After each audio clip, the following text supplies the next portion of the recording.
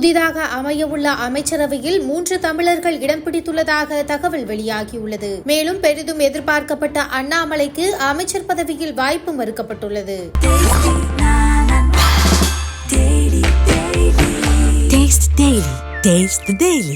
மக்களவைத் தேர்தலில் அதிக இடங்களை கைப்பற்றிய தேசிய ஜனநாயக கூட்டணி இன்று ஆட்சி அமைக்கிறது. 3வது முறையாக இன்று பிரதமராக பதவியேற்கிறார் மோடி. அவருடன் புதிய அமைச்சர்களும் பதவியேற்க உள்ளனர். யார் யார் அமைச்சராக பதவியேற்க போகிறார்கள், யாருக்கு என்ன பதவி என்பது தொடர்பாக பல்வேறு தகவல்கள் வெளியாகி வருகின்றன. மோடியின் முந்தைய அமைச்சரவையில் இடம் பிடித்திருந்த அமித்ஷா, ராஜ்நாத் சிங், பியூஷ் கோயல், நிதின் கட்கரி, நிர்மலா சீதாராமன் உள்ளிட்டோருக்கு மீண்டும் புதிய அமைச்சரவையில் வாய்ப்பு வழங்கப்படவிருக்கிறது. மதசார்பற்ற ஜனதா தள HD குமாரசாமி அமைச்சராகவிருப்பதாக கூறப்படுகிறது. தெலுங்கு தேசம் கட்சியில் இருந்து 2 அமைச்சர்களும், ஐக்கிய ஜனதா தளத்திலிருந்து 2 அமைச்சர்களும் பதவியேற்பதாக தகவல்கள் வெளியாகியுள்ளன. புதிதாக அமைய உள்ள மத்திய அமைச்சரவையில் 3 தமிழர்கள் இடம்பெற்றுள்ளனர். முன்னாள் மத்திய அமைச்சர்கள் நிர்மலா சீதாராமன், எஸ் ஜெய்சங்கர், எல் முருகன் ஆகியோருக்கு மீண்டும் வாய்ப்பளிக்கப்பட்டுள்ளது. தமிழ்நாடு பாஜக தலைவர் அண்ணாமலைக்கு இந்த முறை அமைச்சரவையில் வாய்ப்பு கிடைக்கும் என சொல்லப்பட்ட நிலையில் அவருக்கு வாய்ப்பு மறுக்கப்பட்டுள்ளது. பிரதமர் மோடி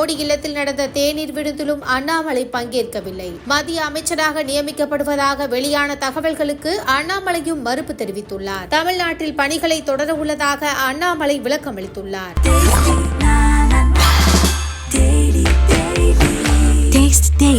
Taste the Daily.